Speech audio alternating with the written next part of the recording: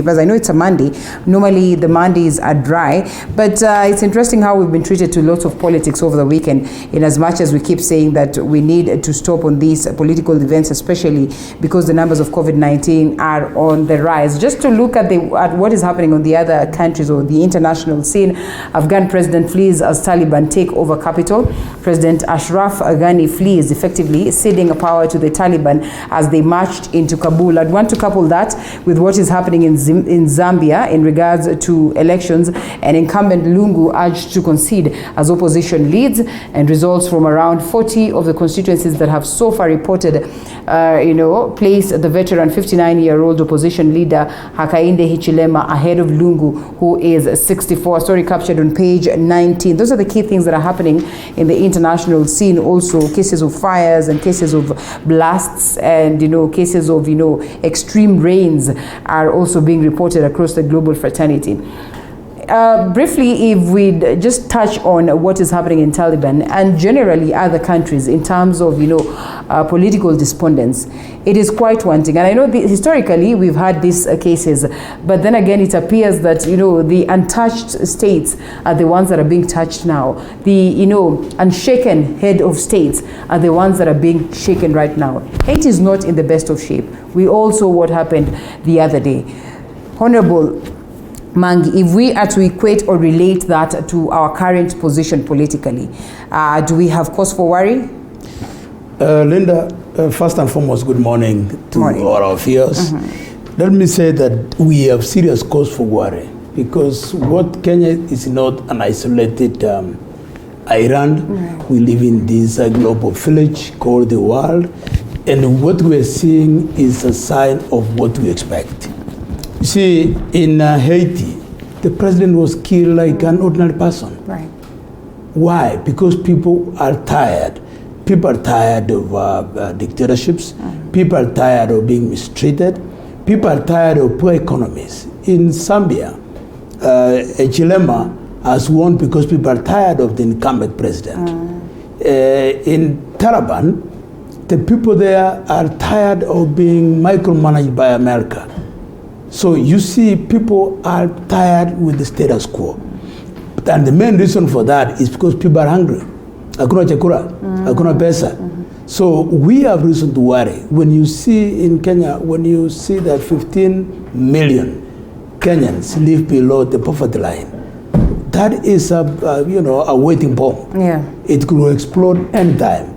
And it is time for we, the leaders, to ask ourselves, how can we improve the welfare of Mwananchi? How can we improve the welfare of the ordinary Mwananchi? And that is why I subscribe to the principle of bottom-up economy. So that the people down there, they rather can get something to be comfortable, because revolutions start from the bottom. They don't start from the top. Right. If the people at the bottom are dissatisfied, they won't be involved. We must wake up and accept that we must begin engaging the ordinary Mwananchi, the ordinary producer, the man who produces mangoes in Kitui, the man who produces bananas in Kisii, the man who produces sugarcane in Mumias. This is the person we must speak to. Honorable Mbai, true to it, I remember there's a time Wiper Party leader Kalonzo Musyoka constantly pushed and kept saying that, if we're not keen as a country, then we are headed for a revolution that is not going to be all rose. That was somewhere around 2018, if my memory serves me right. And then somewhere in between, this conversation vanished in thin air. But it did not vanish because things got better. Things are worse today, and like Honorable Maangi would say, we are all way below the poverty line, a majority of Kenyans. Yes. The situation is dire. We are not special in any way. Should we get worried of a possible scenario where, the Kenyans are going to wake up and say enough is enough? Linda, what happens is when a president is elected, he's taken up by technocrats. Yeah. A president is a politician. Any person who have gone on the ground to ask for votes from Mwananchi, we always remind a politician, and he minds about the people.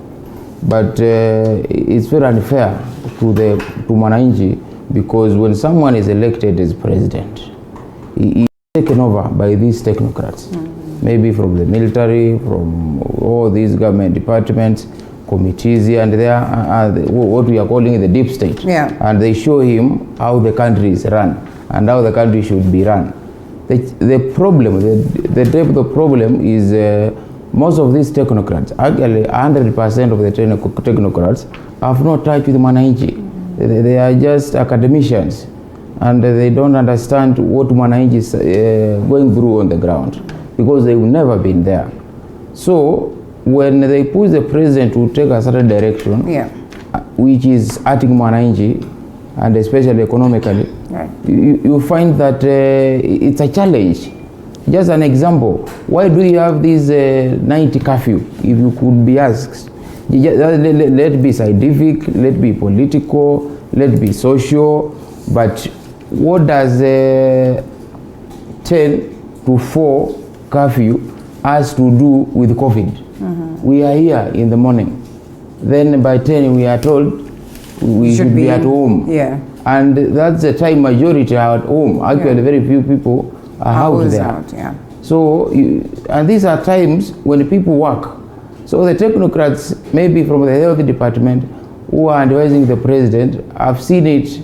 So if the president was asked, would not go for these 10 to 4 night curfew from his thinking. All right. But because of the technocrats, he'll go for it. So these are the popular decisions that are coming, that always come from the president. The incumbency is as a result of these technocrats who do not understand what is happening on the ground.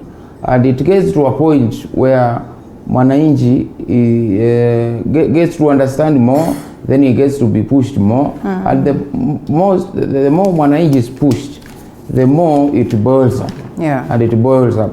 So it's just a matter of time before it explodes.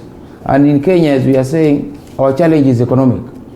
Wananchi don't know what to do to earn their living. Already you have nothing, zero is you have nothing. To eat, to take your kids to school, to do your small development, but you have no formula to get it. All right. Who should provide that? Is the government to provide an enabling environment for that. But the government is not mindful of that. That's true. All these challenges. So take it from me, Linda, when we talk of a revolution. Right. Because what has happened in Zambia is a revolution. The president has been swept with over 1 million votes. That has never happened elsewhere in Africa, where an incumbent president has gone home having been swept by over 1 million votes. Look around the world. You talk of Haiti. A president was assassinated. It's not easy to assassinate a president. That's true. But when it gets to a level that someone will just decide I'll assassinate the president no matter the challenges, and the president is the most guarded person, what that has pushed that person to do that? That's true. Look at Afghanistan. The Americans are there with big military equipment, high training, but they've lost it to the locals, to the Taliban, who really have been pushed to a level they can't take. Kenya is not living in isolation. We all have this in social media. The people in the local areas have these smartphones, so they understand what is going on. They are listening to news. They are listening to updates from across the world. So it's not the time that when wananchi like in Kenya never had news. That's true. Today we have we have news streamed live. So we are going through it and we understand. It's very easy to bring people together from the west, from the east, from the north, just because of streaming this news. And just when a politician speaks and is listened to across the country, everybody gets it. So when we talk of a revolution, all the ingredients of a revolution are in place in our country. Wow. Take it from me. It will just take either the government to do some shift on what they are doing, but if they persist on the line they've taken, take it from me, an economic revolution is imminent in our country. That's true. And that's very true. Wow, okay. We are keenly watching what these leaders are proposing, as they have said, or as Honorable Maangi would say, he subscribes to the bottoms-up approach. We saw the other day Mudavadi also presenting his economic model and what he seeks to do to the people, as he says he is keen to make sure that he ascends to presidency. We also saw, Honorable Kalonzo Musyoka also registering his command unit, saying that he is as well keen. And across all these leaders are speaking on economic emancipation. Right Honorable Raila Odinga presented his grassroots, approach. We also saw the likes of Muhisa Kitui equally saying that they're the best bet if we are to think of economic emancipation. But just how possible and realistic is this is something that we are asking ourselves. There's one story that has been captured on page 10 of the Daily Nation, and just what is the uptake of COVID-19 vaccine in Kisii County? Because it appears that there's so much fear, ignorance, lack of easy access, and different needs that resolve or surround the uptake of COVID-19, and therefore a majority of people are not taking advantage of the same risk. Remember, these jobs also stand a chance of expiring, and therefore there's just something that is not clear. Again, you come to Nairobi, you'll find queues and queues, and people are not able to access the job. I must admit that the COVID uptake in Kisii is not as good as we expected. Okay. Initially, the government guidelines required that we start with the people who are at high risk, those people working in hospitals, teachers, nurses, and the security people. And then now it has been open to everybody. But I must accept that the uptake has not been very good. And my governor and myself have been encouraging our people that COVID is real. There is some element of reluctance. The biggest challenge that people do not understand is the value of life. When people are poor, they don't seem to put too much value to their lives. So when people are poor, like I will tell you, a lady in one of the local markets in Kisii asked, what is the difference if I would die from COVID or if I would die from hunger? So if you stop me from going to the market, which feeds me, I'm going to die. So I might as well go to the market, and if I get COVID, I die. Yeah. It was the big. So that is the kind of attitude that we must educate our people to move away from. COVID is real. And our people, other than going for the jabs, our people must continue obeying the COVID protocols. Wash your hands, keep your distances, wear your masks, and finally go for the COVID vaccination. Go for the jab. I mean, the jab is not 100% prevention, but it provides 70 to 8% prevention. And it's extremely important that we must go for it. That's true. I think we need to carry out more civic education. We must encourage our people. Recently, matatus now are allowed to carry people into full capacity. But still, we must continue telling people that even when you are in that matatu, and mumefinyana huko ndani, faa mask, faa mask. Okay. And ukitoka hapo ndani ya matatu, nawa mkono. So COVID is real.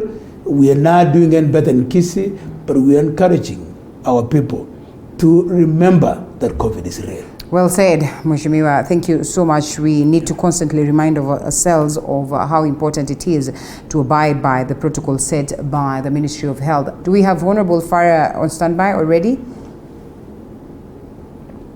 Honorable Farah Maalim, can you hear us? Yes, I can hear you very well. How are you?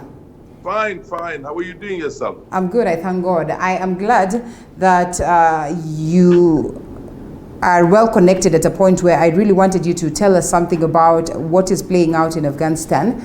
And they have lost it to the Taliban, of course, after the US-backed government collapses. And generally what is playing out in Zambia, equating that to the situation in the country. it appears as though across the global fraternities there's that wind of change, for change, and especially when it comes to the aspect of revolutions, that the gentlemen have ably, accepted the fact that we as a country are not special in any case, and therefore we need to be keen as we observe what is happening across these other countries and how they get to their downfall, and probably be keen enough to make sure that we protect ourselves from such scenarios. Yeah, I think you've done a very powerful parallel on that. Although Afghanistan was occupied by the Americans some 20 years back, and there's always been a cemetery for empires. I don't know if you remember this, or you're too young to remember that, but I'm sure Maangi remembers. There was what was called the Soviet Republic, the former Soviet Union of Soviet Socialist Republic, USSR. At the time when they went into Afghanistan, they were at the height of their power in the world. I mean, the Americans and the Western capitalist system had completely been trashed by them. But then they made the mistake of saying that they're seeking an outlet to the warm waters. Basically mean that they will go through Afghanistan, end up in Pakistan, which was basically, or India, which had a very good relationship with them that time. And the Soviet was destroyed by the Afghans. The same happened when the British tried to colonize Afghanistan sometimes at the beginning of the 19th century. And they sent 35,000 soldiers, British Indian soldiers with I think about 5,000 British officers. They were all wiped out except one who was supposed to carry the message back to the British Empire. And the Brits were very, very smart. They cut line and ran and left Afghanistan. So when the Americans came in, those of us who knew the history, including myself, I remember I had an interview with the then ambassador, American ambassador to Kenya, was called Johnny Castle at NTV. And I told him, my friend, there were many other empires before you. There was the Ottoman Empire, there were the Mongols, there was the USSR, which was the last one. There was the Safavids, there was an empire in Persia those days called Safavid, which literally had conquered, a big part of the whole of Asia. And when they went into Afghanistan, they were destroyed. So you'll be destroyed. You notice right now, over the last couple of years, China has overtaken America in many ways, in many aspects. And America right now is increasingly becoming like a second world. I wouldn't say a third world, but they're coming down. So it's a good idea for Biden to run, cut line, and take off without staying any longer there, because the longer they stayed, the more the American empire was going to be destroyed. Or what's so-called, as we have known ourselves, American domination of the world is gone now. It's no longer there. Having said that, I also like the way you draw the parallel, because I was watching last night on the TV, or somebody who was being questioned from the Brookings Institution, and who said, much as we knew that America was going to, in the end, lose, but again, the corruption by the Afghani government of the last Afghani government, and the ones prior to that, was so profound, was so big, that it was inevitable this was going to happen. Right. Now, the corruption in Zambia, the corruption in Kenya, the fact that the common man has no place, where you have corruption going right to the top, the richest are the most powerful in the country. That's what I'm saying. I mean, you look at right now, and you're told who is the richest family in the country, and then you go down one by one, all the way to the 10th, inside people who are politically connected. What does that tell you? It tells you that people are using the state machinery and resources to enrich themselves. And the very common man at the bottom of the rank is suffering. So the day will come not too far in the distance that people will come from Kibera, from Madare, from everywhere and move in. And even people like me and you, Linda, who basically are going to be seen as some kind of a bourgeoisie, some kind of a class that basically has thrived on the blood of the masses. And we will suffer. So I think, look, when you say bottom up, I mean, I've had this crap and nonsense for a very long time. I've been in politics now for 30 years and above, right from the second liberation in 1990 up to now. We've been doing these things. The story is there, whether we are in ODM, whether we are in Ford, whether we are in Ford Kenya, whether we are in one coalition or the other. We always put up something that is supposed to capture the votes of the mainstream Kenyans, which is the majority, and the majority are poor. But the idea that everybody has at the back of his mind is not genuine. It is a deception. So when Ruto runs around and says bottom up, he's going to go and attend to that, and he cannot even tell us how he's made his own wealth. And he's an extremely wealthy person, and nobody knows what business he has used to make that wealth. You see that nonsense, that cheap, what do you call, deceit, is been seen by the people now. It's not going to work. We need a genuine address of the common people out there. And the genuine address of the common people involves much more than we are doing right now. Right now is a contestation of political elites. But a time will come. Yes. Honorable Farah, just before I allow Honorable Maangi, who says he subscribes to this approach, right to reply, let me loop in Honorable Mbai. He would probably tell us also whether he subscribes to the same. I'd want to believe he does, at least from the last conversation that we had, or maybe there's a change of tone in regards to the same. And Honorable Farah Maalim acknowledges that this, are just models that are brought to the fore to woo Kenyans into supporting this particular, sides of politics. But just what if this one that appears to be, more of hoodwinking the common mwananchi, just what if this model were to happen or to work? Linda, one of the things that leaders don't get is the common mwananchi is too bright. Mm-hmm. Actually, the mothers in the villages, some are smarter than us. Right. It's only that most of these things we are doing are taught and are written in English. If these things were written in Kisii, mm-hmm. you'll find mothers doing better than Dr. Maangi. If most of these things were written in Somali, you'll find mothers in Garissa doing better than Farah Maalim, the speaker. So when you say the bottom-up approach is not good, you are only one person. You have one vote. Millions of Kenyans who have minds are also getting it. Mm. And everybody has an opportunity to evaluate and follow what his mind tells him, what the leaders are saying. When I talk, Maangi talks, Maalim talks, mwananchi is listening. And mwananchi is bright as a mind. Mm-hmm. So mwananchi will listen and evaluate and say, yeah, this bottom-up thing is not good, or this bottom-up thing is what can help us. So that's something we need to understand. Right. There is this antagonism between the have and the have-nots. And it will always go on because these people are aware.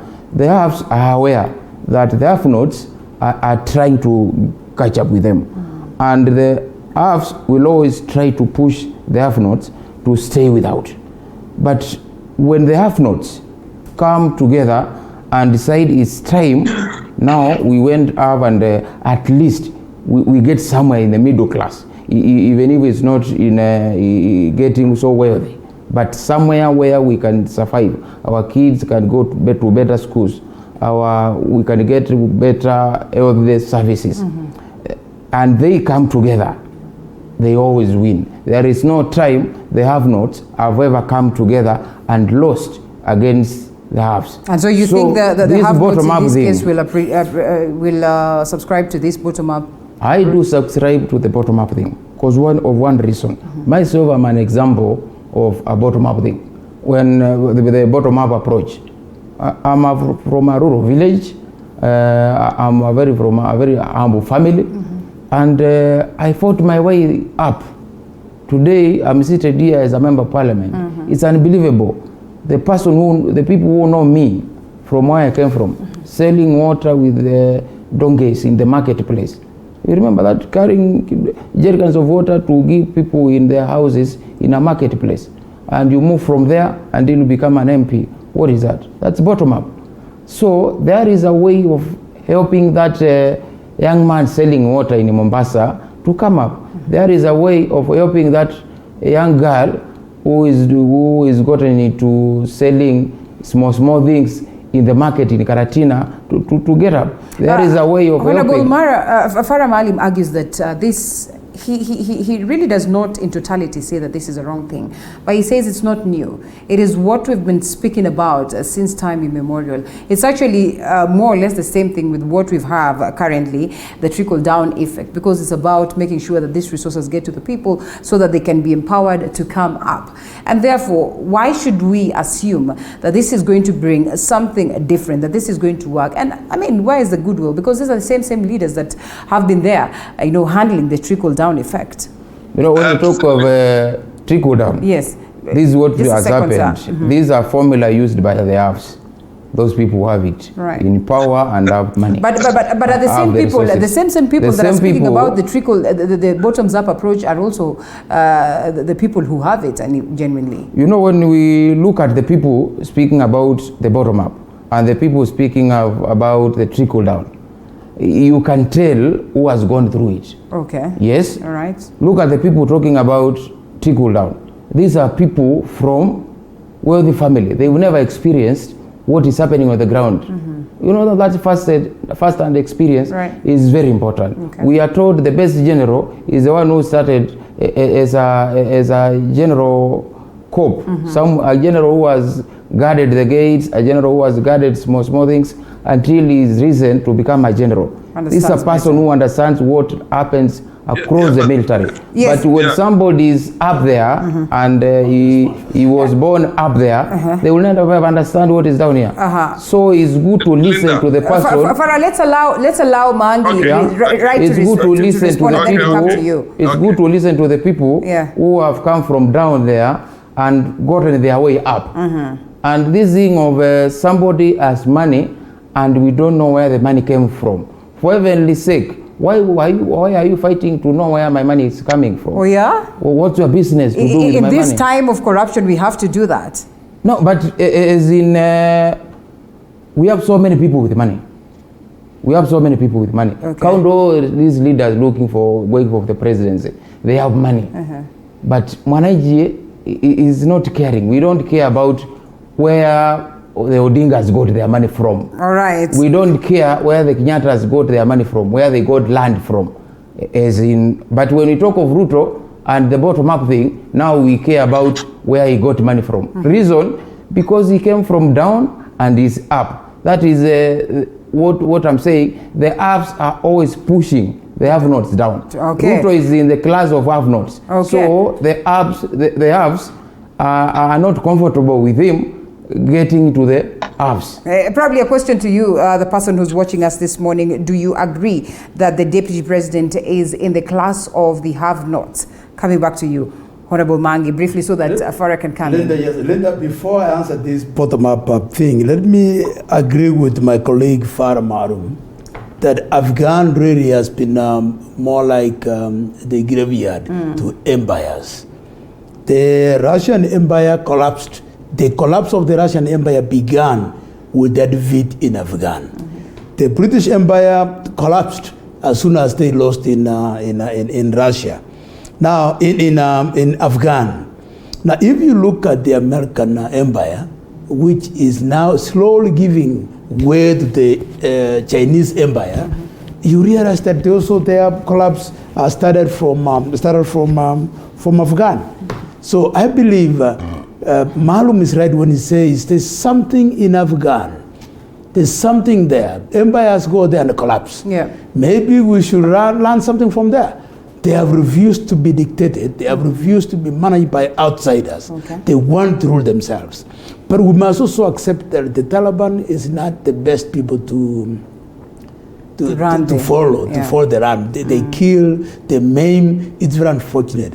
How I wish this Taliban would apply democracy and manage their country effectively. Okay. Having said that, let me come to this issue of the bottom-up approach. Linda, let me tell you something. There is no difference between what Ruto is calling bottom-up approach and what Musalia Mudavadi is calling technical Mwananchi, and what Raila Odinga is calling the rural approach, and what Kalonzo Musyoka is talking about empowering Mwananchi. It is the same thing. The problem is that politicians compete to win the souls of Mwananchi. And if you appear to be supporting, saying that Ruto is explaining it well, or his approach is better, then you are associated with him. If we take a moment and allow ourselves to be objective, we say, forget about Maangi's affiliation. Let us look at what point Maangi is making.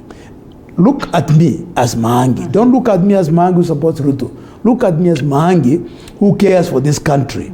And interrogate my thinking. Listen to me. I am saying for this country to progress, we must take care of the people at the low end of the economic pyramid. Okay. Now, that is what has happened everywhere in the world. In India, it worked when they came up with cottage industries that provided market for the goods, for the products, for rice, for everything was being produced. In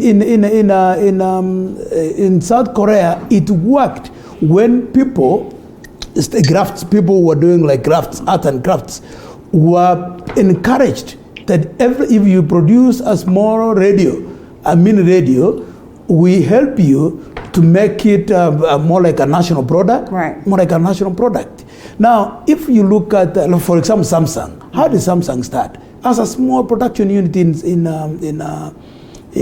South Korea. Now it is the largest producer of cell phones in the world. So if we become objective and forget who is propagating what, because right now, many people, especially the politicians, are anti-bottom-up approach because it was propagated by Ruto. Because now, my friend, I have a lot of regard for Maalim, supports Kalonzo Musyoka for president. So if he says that Ruto is right, if he says that bottom-up approach is right, then it will look like he's shifting his allegiance too. Okay. So I am challenging all Kenyans. Take a moment, be objective, move away from stereotyping our thoughts, and look at Maangi. Ask, what is Maangi saying? Maangi is saying that this time around, we need to look at the man at the ground, the man at the low end of the pyramid, of the economic pyramid. Let us look at the Kisii man who's planting bananas and provide market for those bananas for him. Let us look at the man who's planting sugarcane in Mumias and provide market for this man. All right, fair enough. Honorable Farah Maalim, in response to that. Yeah, I want to start with the last statement by Maangi. Says who? Let me take care of the farmer. At the bottom there, the man who, as the Minister for Agriculture, was importing maize from all over the rest, everywhere else except this country. What did he do to improve and promote the agricultural production in the country? Can I just Honorable Farah, let me ask this. Let me ask this based on what Maangi speaks about. Is there a way we can discuss the bottoms-up approach without connecting it to the DP in as much as the one who's propagating the same? That's what I'm coming to. That's what I'm coming to. But there are two things I want to debunk. One, you look at the message, but you also look at the messenger. Right. Number one, the former MP, the MP from Kitui, says that my good friend here says that you have to start from the bottom if you want to be the best general. I understand that. General Mohammed and Mulinge and all those people who were there before him, Lenges, were people who started as the privates or constables. Where did Ruto start from? He has never worked all his life. He left university. While he was in university, he hopped up with the old president who took him into his inner circle and made him like his own son.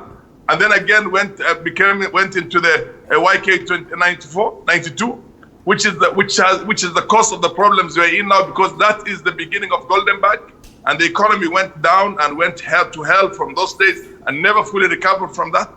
Today he's one of the richest men in the country, and we don't know where that wealth is made from.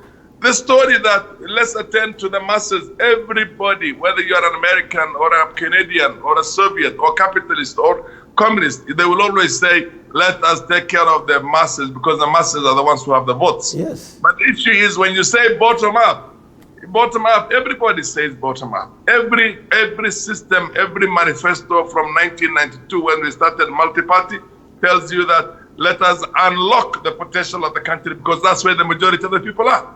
But how? The issue is you give me specifics and say that this is what we're going to take care of in the case of agriculture, and promote ABCD, and promote the markets, and this is how we're going to deal with the cottage industry. What are the cottage industry? Look, we have had the 4 agenda, whatever they call it. We have had the double-digit growth in the economy, which was a Jubilee thing that time. URP and TNA, which never came to any fruition. So picking up as a nice language, a 2-sentence, 3-sentence, and say that I am going to make sure I empower the people at the bottom because that's where the votes are, without giving specifics, is what we have been used to in this country for a very, very long time. And it never worked. It never, ever worked because the common man was taken for a ride. We've been taken for a ride right from independence until today by the political elite. The sad thing about this particular bottom-up is that the same, you can't go into a 1.2 billion Kenya shillings property and then be driven there with a wheelbarrow and say that this is the hustler nation and this is what I subscribe to. Now, those are the problems. The problem is not saying that an economic model. By the way, let me tell you about the trickle-down thing itself and the bottom-up economy. The bottom-up economy is a model that basically has been, it's not a model, but is for lack of a better word, is a classification which everybody would want to be associated with. Right. The only time there was a difference is, people talk about what you call the trickle-down economy without necessarily even being able to comprehend, internalize, and understand where the origin of that thing was. For those of us who have been around for quite a long time, there was a time when there was what was called Reaganomics. Reagan came with Donald Reagan, who was the president of the US at that time, came with something. And that was basically trickle down, saying empower the rich, allow tax breaks for the rich, do ABCD, tax the lower one much more, so that when the rich are able to accumulate a lot of capital, then they can put up industries, they can invest in that money, and that money is going to seep or permeate into the common people because it creates employment and the rest. Now, what are the specifics of, at least that guy had concrete things. What is your idea of taxation, if I may ask, when you are from the bottom up thing? How do you want taxation to be done in the country? How do you want what you call, are you going to tax the upper, high, heavy, and leave the lower? Are you going to remove taxation from the lower? Say, for example, anybody who earns less than 50,000 shillings is not going to be taxed. What are you going to do? Give us the economic principles and economic, A's and B's that will show us, yes, we're able to then create so much wealth. But don't you think in comparison to the other leaders that we have, at least maybe the DP has tried in terms of articulating what he's likely to do? No, Linda, let us be very honest. What does Kalonzo have? We all went to school. Well, we basically are saying the biggest problem in this country, for example, is corruption. And have you ever seen the deputy president talk about corruption? And the way to tame corruption is, first of all, to create what you call a lifestyle audit. People are saying here, if somebody has made money, don't worry where he brought the money from. From drugs, from stealing from the government, from contracts that ordinarily would cost so little, but that are inflated 3 times, 4 times over the last 10 years, and where massive, what you call billions and hundreds of billions have been stacked by people up there. No, you go into where the money is getting lost. Okay. Find out. And the biggest problem in this country is the corruption. And corruption itself is one, whoever is going to come to us and tell us that he is not corrupt must be like Magufuli. Magufuli had less than $1 million, equivalent of $1 million Kenyan shillings in his account when he was elected as a president. Now here you are, the third or the fourth richest man in the country, who nobody knows he has made that money, has been in the system for the longest time. And now it tells you that I'm going to take care of the poor people right now without giving specifics. So now elect me. This is just re-entrenching of basically what, look, a leopard does not turn its spots very easy. Okay. A leopard is always a leopard. Or even if it comes and sleeps next to you, it's going to wait for the moment when you go to bed and it's still going to eat you. But I'm afraid we all have leopards as it is. I mean, there is no new face in this politics. Absolutely. I agree with that. I agree with something that cuts across the board. I agree with something that holds Farah accountable to certain things. What have you done? What contracts have you been involved in? How did you make? Yes.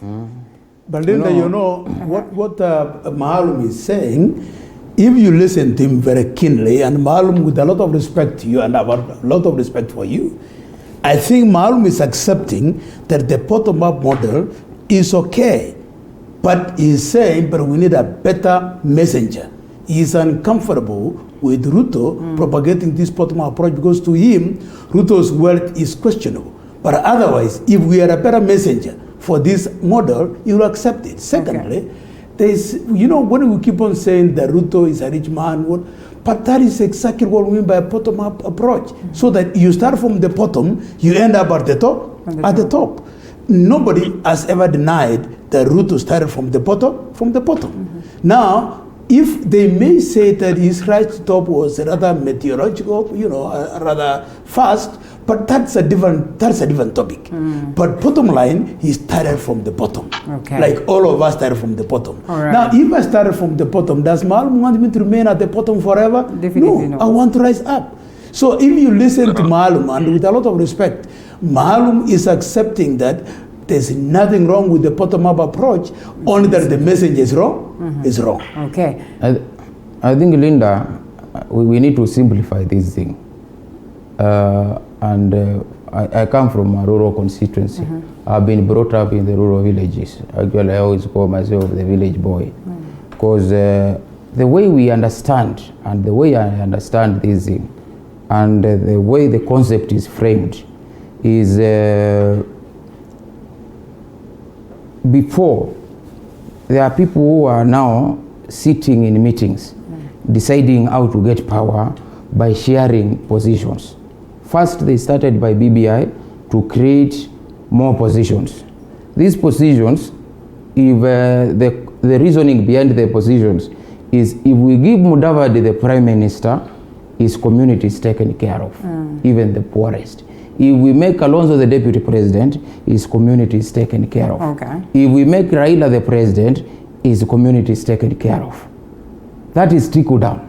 Because we are talking of a leader, and if this leader from this community is taken care of, now the community is taken care of. Do you agree but that what is the the case? bottom up is coming with is instead of minding about the leader, we mind about the community. Okay. Instead of trying to give the leader power and positions so that he can help the community, we give now the community an opportunity, an environment, and the necessary support in terms of capital for them to work their way up.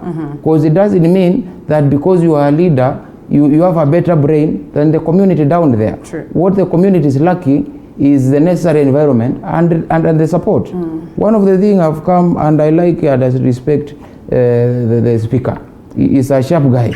But there is some funny thinking in the minds of these, let me call them dynasties, for the lack of a good word. They don't believe people can make money or people can work their way up from down there. To them, you can't make it unless you steal. We have billionaires, the richest people in this world. They've not stolen anything, but they have worked their way up there. So what makes it that when somebody who was struggling, somebody from an humble beginning, when they try and work it up and get some money and try sharing that with the community, it said that is out of corruption. You mean you can't make money unless you are corrupt? No, it's because when they're told to account for the same, when they are told to go under, total scrutiny in terms of a lifestyle audit, they are always uncomfortable for that. I'd want to believe that if genuinely you have worked hard to make the amount of money that you have made so far, if a lifestyle audit is to be called, you will not have any worries. If you're told, well, you are engaging in corrupt activities, you'll be open to say, you know what, I am ready to be investigated. But in most cases, when such arises, there's always that feeling of, oh, I am being targeted politically, it's political witch hunt, it's got nothing to do with just getting to genuinely understand where I get this money from. Linda, I don't remember any time when the Deputy President, William Ruto, was uncomfortable with the lifestyle audit. Okay. Just let's quote one time when people, the concept of how lifestyle audit was pushed or was said is necessary, and Ruto was uncomfortable and resisted. Let's leave it at that. What we are saying is this, before we get out of these subjects, these what do you call it? Subject or topic? Yes. What we need, when we talk of a lifestyle audit, like today, me, I'm coming from somewhere. Yeah. I have some background. Linda, you have some background. His Excellency Maangi has some background. When we say, let's have this lifestyle audit, and we come to you, right, Linda, and we forget about your background, then you come to me and forget about my background. As in, that is a challenge. Okay. We need to start from everyone's background. If it's an Odinga, we start from the Odinga, because you are using your father's money. How did your father get this money? Okay, it's gonna be That's the starting point. All right. You are using your mother's money. How did your mother get this money? Then we go to you, my friend, where are you getting your money? Is it from your mother's money? No, it's my money. So how did you get your money? Then we investigate you personally. That's where we get now democracy and evenness. But when we talk of some people stole back in the 60s and 70s, their fathers stole at that time, then we leave them untouched in terms of lifestyle audit, and we want to audit those who are there today. Then there is a challenge there, and why is it a problem Why is it a problem when it appears as though people argue that the likes of the DP have probably engaged in corrupt activities to get what it is that they have, but it does not appear as though it's a problem when you confidently say that the fathers of these dynasties or the fathers of these key individuals that we have today stole money? Is this not double speak? That's the way. That's the thing. They did double speak. They did. Okay, and that's what we are saying. Lifestyle audit has to begin from there. We leave it at that, Mheshimiwa. Some of these guys are using their father's money, and so they are so wealthy, more wealthy, like 4, 5 times, 10 times than William Ruto. It's only that they are stingy. They don't care about the work of God. They don't care about the mother. They don't care about Mama Boga. They can't share what they have. Linda, when Farah, the speaker, talks about the messenger, take it from me.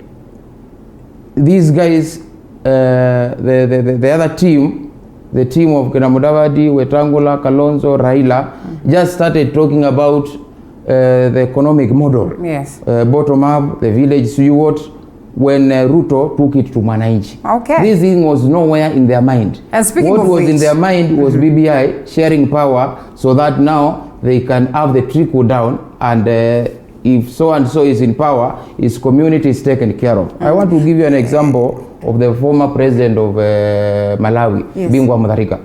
Mutharika got into power by an economic model when he said, I want to work on the agriculture of this country.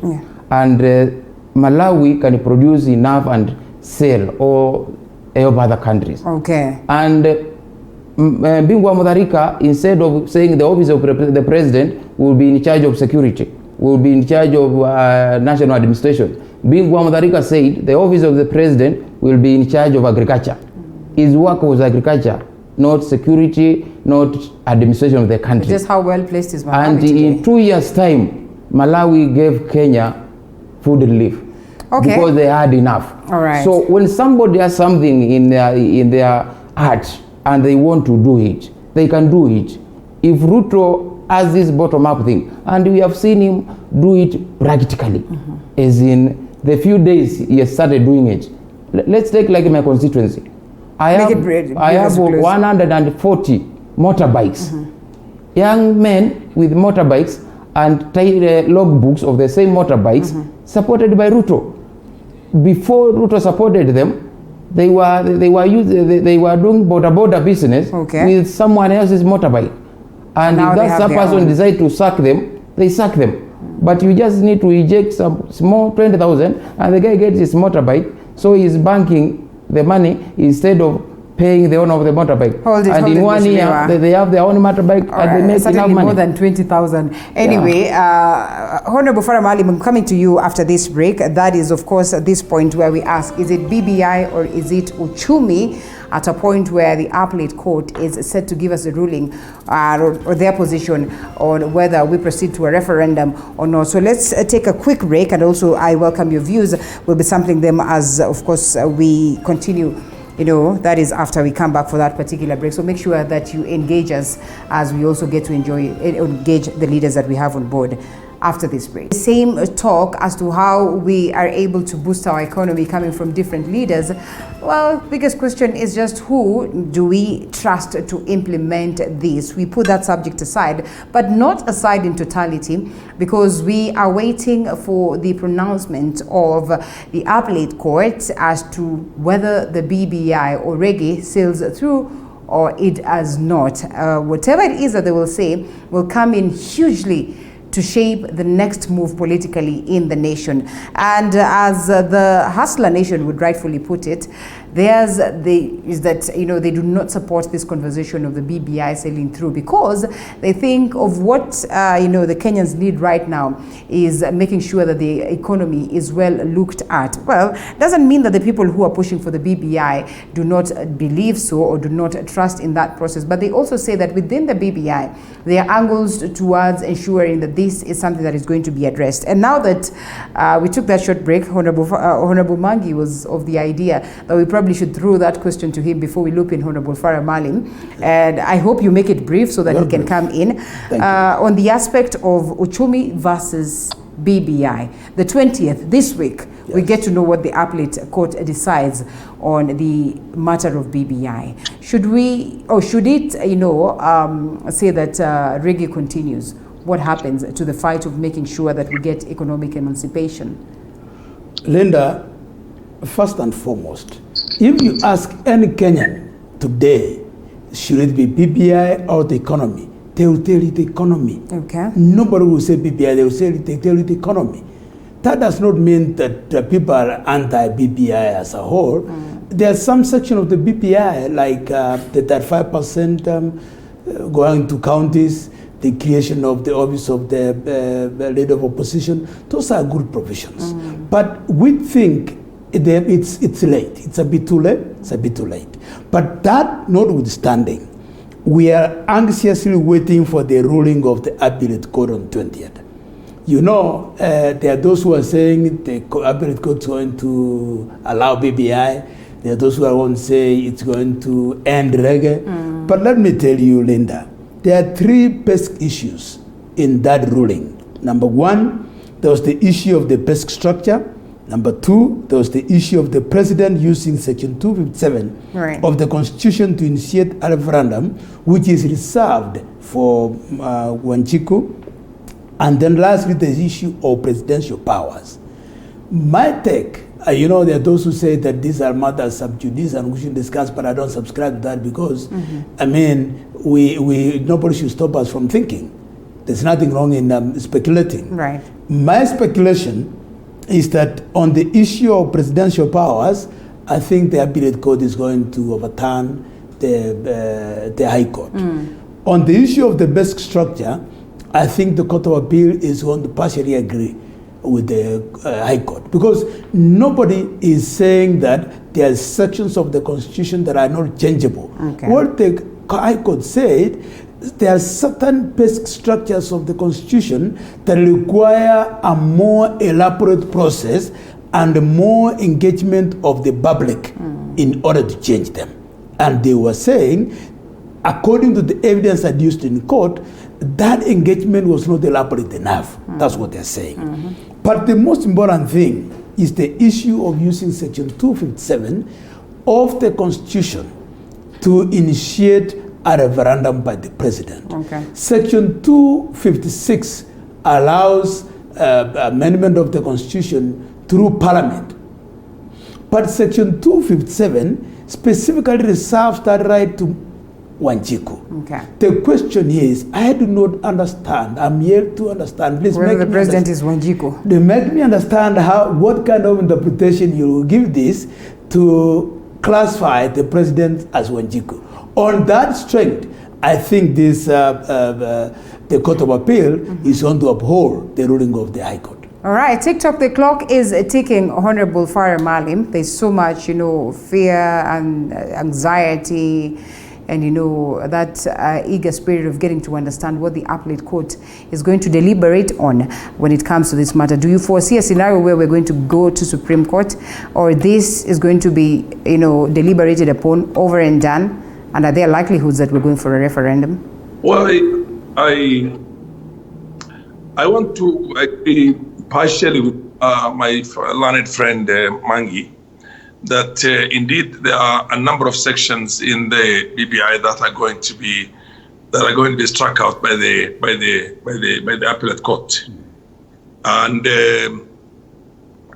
we will wait to see. And I think, given that there are 23 grounds, and not less than 16, 17 of them are strong grounds, you can, for the moment, for the interim, consider BBI to be dead. I can tell you that for the moment, through the process that essentially had been initiated before.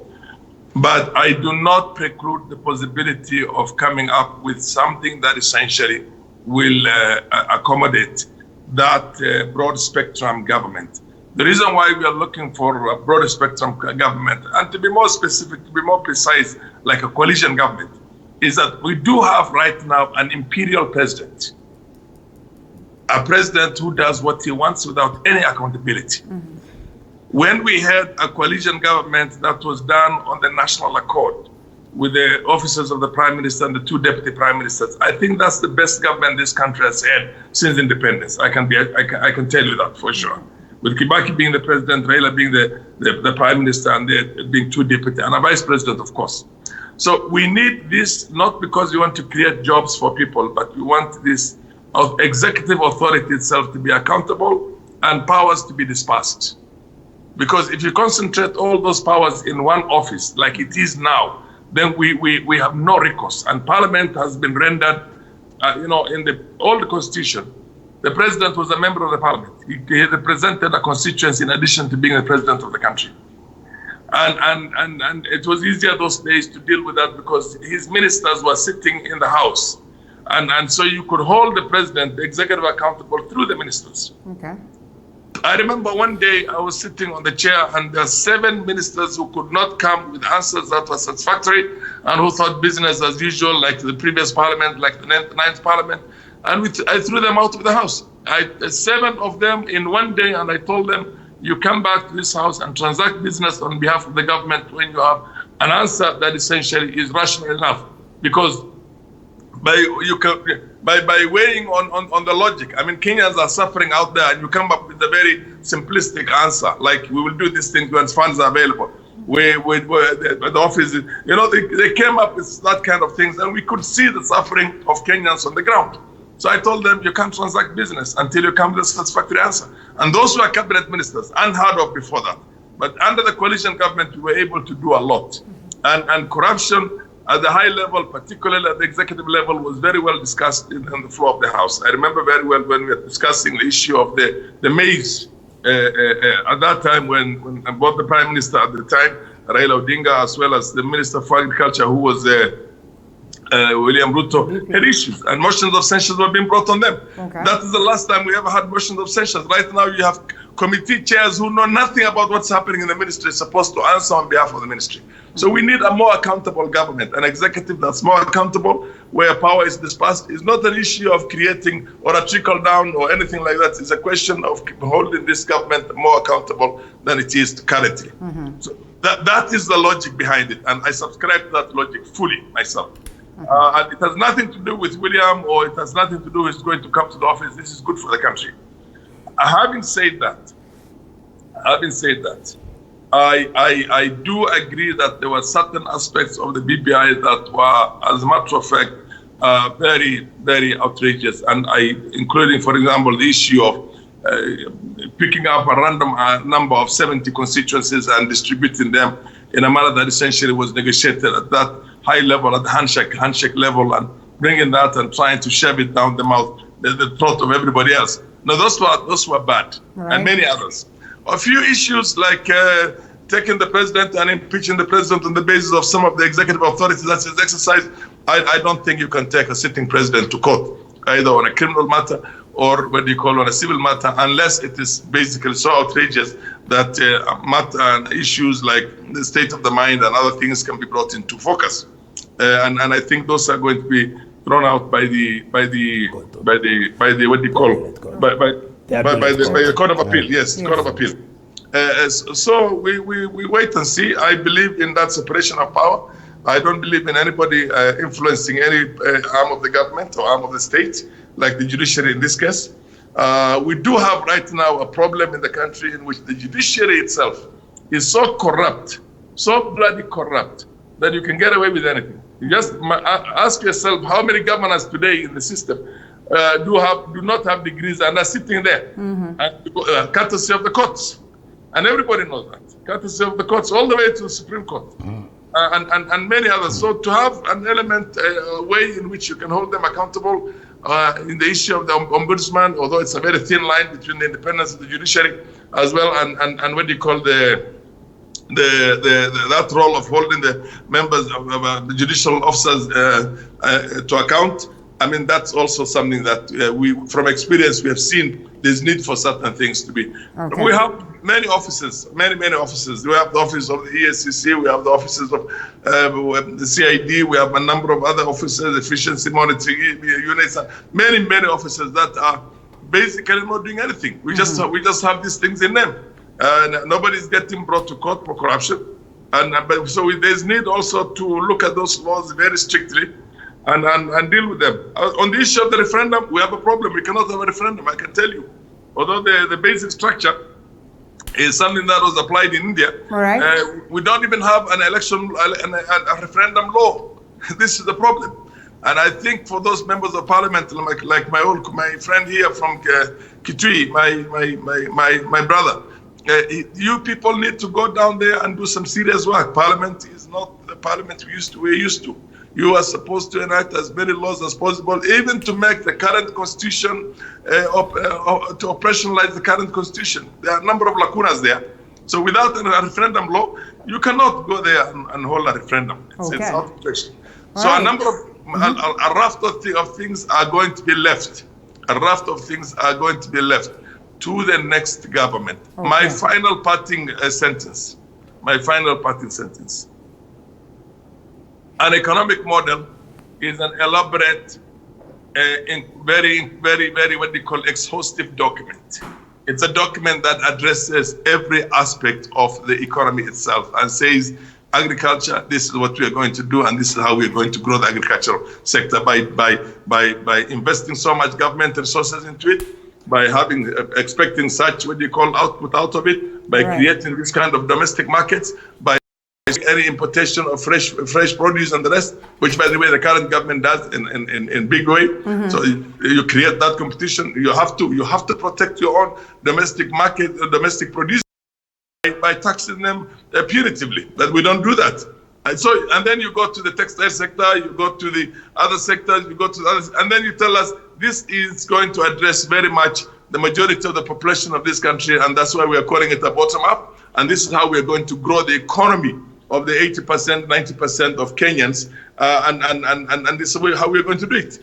And this is look, for example, the Scandinavians, like the Swedish, it's a capitalist. It's a capitalist state, but they're run on the principles of social democracy, which means it's a welfare state. They're all welfare states. Okay. So you don't talk about, you see, this bottom up they're talking about does not even talk about any kind of a welfare. A very small, tiny country like Eritrea has a welfare that says you give so much to anybody who is above the age of 60, both in terms of food stamps as well as in terms of a certain cash disbursements. So give us numbers, give us information that is solid. Don't just say that bottom up, because you think the ordinary man out there, or you go there and eat a maize cob with somebody and give them mama 100,000 shillings. We think that is a model. That's not a model. Okay. That's another kind. Or you buy some 40 borders. How many borders can you buy in this country to grow this economy to beyond what it is? In any case, how many borders can the economy of this country accommodate? You know what I mean? You don't create so many and then you push many other borders out of business, or you create the competition becomes so much that nobody can make any money out of it. So there are many ways to look at these things, not the very simplistic ways. I mean, go to the economists and tell us something, because I'm sure, I know David D is with you. He's a man I respect, but I don't know where he was when you were coming up with these models without that exhaustive explanations. Okay, Honorable Mbai. Yes, you know, Linda, there are things we need to put straight, and people are resistive to change. People never like change. But until that point, when your mind agrees that there is change is necessary, you will always resist it. This resistance to the bottom-up approach by the people who are talking of the trickle-down approach, because the trickle-down approach has been there since independence. This is now 57 years. And Mwananchi, Wanjiku, has continued to suffer. But the people on top there are doing very well and continue. The gap between the rich and the poor in Kenya has widened because of the trickle-down. So the guys who are propagating the trickle-down thing, they don't want to hear about bottom-up, because they just believe if money, if power, if authority was given to the locals, to Wanjiku, then they will lack it, they will miss it. And the gap between the poor and the rich will be made smaller. So one thing is to ask the speaker, you need to think through it. We are all human. Why do we have a challenge with empowering Wanjiku? Secondly, this is something that needs to be done deliberately. It's not easy. We need to do the bottom-up approach, has to be done deliberately. So any person who is not does not have it in him, they can't deliver it. That's one thing, and that's why I gave the example of Bingwa Mutharika. If it is not in your heart to help the common Mwananchi Wanjiku to rise up, because you know the importance of it, it's not about documents, it's about hands-on. When the president has his hands on it and policies are made to govern that, I think that's when bottom-up we work. Okay. And it will help our people. That's very clear. Linda, people sitting in Nairobi, they don't get what is happening across the country. You know, you find a minister, and allow me to say this, like the other day the Minister of Education said that he wants to merge examination centers. As in, if a school has less than 30 kids in class 8, we will not have an examination center, we will be merged with another school so that they can do it together. This guy has never been to Kitui. This guy has never been to Nakuru, Turkana, where a school is 20 kilometers from the other school. What are you telling these kids? You tell kids to walk 20 kilometers in the morning to go and do the exams, and another 20 back home in the evening. These schools are day schools. There is nowhere to accommodate these kids in that school. Just because the guy is in the office and he thinks about policy and he has power, and he thinks about things in Nairobi, Karen, he forgets about the village. He forgets about Kariobangi. He forgets about people in Mudhurwa. So what we need is somebody who understands what is down there, and somebody who has it in heart, and somebody who is ready to be hands on it deliberately. Okay. And that's very important. Right. And it's not rocket science. It's something very simple. The 2010 Constitution was supported by most of these people. Actually, all those apps, the dynasties, were on the 2020 Constitution, were supporting it 100%. Now they are the same people saying it is not good. Okay. You know, the president can be done this cannot work, this cannot work. They have changed their minds in less than 10 years. You know, it is funny, as in, then when they change their minds, the only important thing is the BBI, which is has been sugar-coated by other things. You know, when you take some of this medication given to kids, you find a tablet which is bitter for the kid to take, but it's coated by a sweetener. So by the time the kid is taking, the kid feels it's sweet. So they take it without issues. That's what BBI is. BBI has been coated by some sweeteners, but what is inside cannot be taken by humans naturally. Okay, because what is inside the BBI is sharing of power. Just how we can accommodate these kingpins, the tribal kingpins, in power and within the constitution. Not where the president may kick Mudavadi out if he decides. We need to put that in the constitution so that the president cannot kick me out. How can Kalonzo be accommodated and the president cannot kick him out? But that can't work. The office of the deputy president is in the constitution and his powers are well defined. Okay. But the president is now, deputy president is marginalized. He's not doing nothing in the government. So even this one will not work. If the president is a dictator, even if you put all these things in the constitution, he'll get his way of pushing people out of power.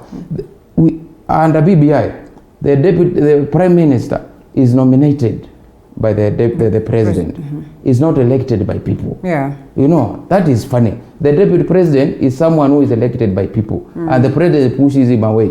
What about a prime minister who the president is the one who has appointed? What can he do to him? Well, so, all right. When we have to close it, yeah. Our people, our Jiku was, and this is very important for these guys to get. With the current change of information sharing, the world having information across the country due to the ICT development is very fast. Okay. So people are enlightened. This is no longer the time when people never got what is happening. People know what is happening and people are smart. These guys will be shocked. As they would say, you can fool them sometime, but you can't fool them all the time. That's the thing. All right, Honorable Maangi, we have to close. And so strictly in 1 minute, maybe, as you give us your parting shot, do you suppose that we need lots of reforms, and that is electoral reforms for that matter, and changes of policies as we are headed to an election? I mean, just looking at how the IEBC is conformed, just looking at how we are positioned in the country, just looking at the position of these independent bodies that you speak of, and looking at the previous experiences that we had, need for reforms? Yes and no. I say yes and no because, Kenya is one of the best laws, but we do not implement them. What we need in Kenya is a paradigm shift, is a change of mind, is a change of attitude so that we can respect institutions. If we respected the institutions that are existing today, we don't need to change the laws. Because we can change the laws, but if we are still disrespecting the institutions, we are headed nowhere. As my parting shot, let me say this. I like the way Maalim is arguing. Maalim is saying there's nothing wrong with the bottom-up approach, only that he needs more information and more clarity. And I agree with him. You see, at opportune time, as we begin, more information, more clarity is going to come up. But what is critical is that a conversation about Mwananchi, a conversation about the economy, a conversation about Mama Mboga has begun. This conversation is going to go on until 2022 August 8th. And at that time, people will decide who among the presidential contenders, who can they trust among the presidential contenders to implement this economic model, which has been accepted by everybody. The question is, we can see that there are people who are accepting, but they don't want the messenger. So let's wait and see. Let's listen to everybody. Let us support this conversation. At the opportune time, Kenyans will decide who they can trust. Well, whether we're going to go for an election, Honorable Farah, as we close, because after all, there is also that talk of a possible scenario where we're going to extend the dates. What's the worst that can happen as you close? Well, I think that is a possibility. I mean, there's a window in the law to postpone this through Parliament and seek 6 months extension, an additional 6 months, but nothing beyond 1 year. And that's one area where in my opinion, Parliament, majority of members of Parliament would be happy with. I can tell you that, because over 85% to 90% of them are not coming back. That has been the tradition in our country. So give them one more year there, they will all be happy with it. And there could be also some compelling medical factors, including COVID and a number of other things. Whether that kind of a scenario will unfold, there is a massive national outrage or opposition to that. And I have a feeling that the president does not want to be seen as somebody who wants to stay a day longer. And I mean, that's the feeling I have. I could be wrong on that. And if that were to happen, then you can rest assured there will be a massive uproar in the country. And I don't think that could be the beginning of a new development that we might not even know what is going to be the final consequence or the final resolution or conclusion of that. So if I were him, I would avoid that and continue as usual and say that, look, if there are certain amendments to the Constitution that we needed to make, which I'm sure we needed to make, whatever we can make through Parliament, we make it right now. Whatever that cannot be made through Parliament, because our current Constitution is fairly vague. It provides for two ways of changing the Constitution. So the parliamentary one could easily be the one they would probably go for now. And then there was the issue of you can't do that, hold an election, you can't change certain fundamental things within a year to the election or within, that also comes in. But to what extent, I don't know. I think that would be probably if you have to change the Electoral Commission or you have to, or the IEBC, or if you had to seek an extension of Parliament, or if you had to try and have a referendum, yes. But for those minor amendments to the Constitution, Parliament can make it. And I have a very strong feeling that the executive will be comfortable with making certain minor amendments to the Constitution through Parliament. But that does not include the fundamental issues in BBI, and also does not include the extension of Parliament itself. Okay, thank you so much. 30 seconds, sir. Yeah, thank you, Linda. To me, it's about priorities. Because what the country is ailing from now is all these things. There are things in the Constitution that needs to be touched. Then we have the economic issues and so many, the COVID issue. What is a priority as we speak? Because all these will end up being funded by the government. So with the little resources we have, what do we work on first? Do we work on BBI so that we can create power for a few people so that the trickle down thing can continue? Or do we put money down there to Wanchikus and work on empowering the economy from down there, down the pyramid? And in your mind and in every Kenya's mind, they can evaluate what is a priority. And to me, the priority is not the Constitution. The priority is uplifting Wanchiku. Then the other thing, we have to close, we need to look at is the benefits from what we are talking of. What are the benefits we are going to derive from this Constitution, the BBI? And what are the benefits we are going to get from the bottom-up approach? And if you weigh both, you can never talk of a BBI in our country. Well, okay, thank you so much, gentlemen. Honorable Farah and Honorable Mbai, you might need to sweet talk Honorable Maangi on the aspect of time. I don't know where he has attained this discipline all of a sudden. He's really good. When it says 30 seconds, we stick to 30 seconds. All the same, thank you so much for the great insights that we've gotten this morning. You see, Linda, if you're going to allow Maangi, I'll still have my 30 seconds because I came in last. These people were there before me. I still have to be the last person. We're closing. But then you can continue. Yes, listen, he has a lot. There's always a next time. There's always a next time. Honorable Farah Maalim, former Deputy Speaker of the National Assembly. Honorable Joash Maangi, Deputy Speaker, Kisii County. And lastly, Honorable Nimrod Mbai, Member of Parliament, Kitui East. I said Speaker. Yes. Governor, I'm sorry. Oh, man, I am reducing. Thank you so much. We close it at that. See you again next time as we cross over to a different conversation on matters health. Hold it right here.